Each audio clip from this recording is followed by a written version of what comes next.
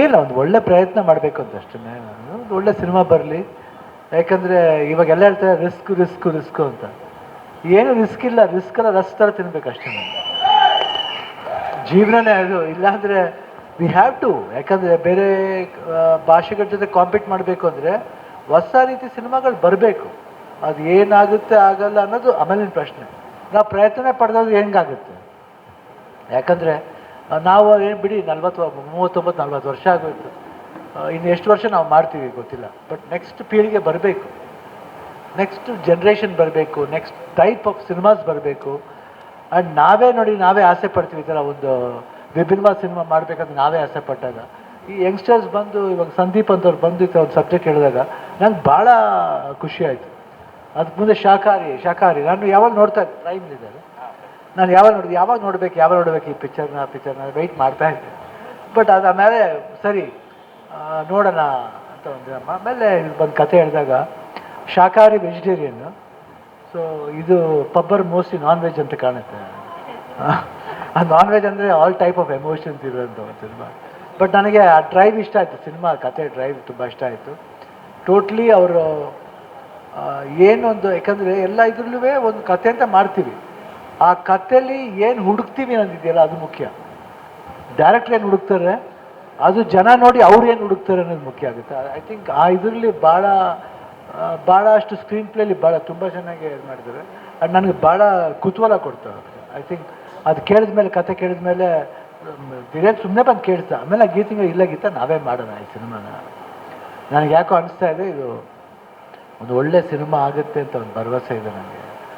ನಾವು ಮಾಡೋಣ, no problem, will do biryani. ಯಾಕೆ ಇವಾಗ ಯಾರ್ಯಾರು ಬಿರಿಯಾನಿ ಮಾಡ್ತಿದ್ರು, ಇವಾಗ ನಾವು ಮಾಡಿದಾಗ ಇನ್ನೂ ಖುಷಿಯಾಗುತ್ತೆ ಬಿಡು. ಏನು ಇವಾಗ ನಮ್ಮ ತಾಯಿ ತುಂಬ ಸಂತೋಷ ಪಡ್ತಾರೆ ಆ್ಯಕ್ಚುಲಾಗಿ.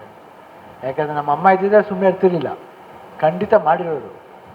ಸರಿ, ಅಮ್ಮನ ಆಸೆನೂ ಆಗಲಿ ಅದು. ಅದಕ್ಕೆ ಡಿಸೆಂಬರ್ 6 ಅನೌನ್ಸ್ ಮಾಡಿದ್ದು ನಾವು. ಅಮ್ಮನ ಹುಟ್ಟಿದಬ್ಬದ ದಿವಸ ನಾವು ಅನೌನ್ಸ್ ಮಾಡಿದ್ದು. ಅದಾದಮೇಲೆ ಪ್ರೇಮ್ ಬಂದಿದ್ದರು.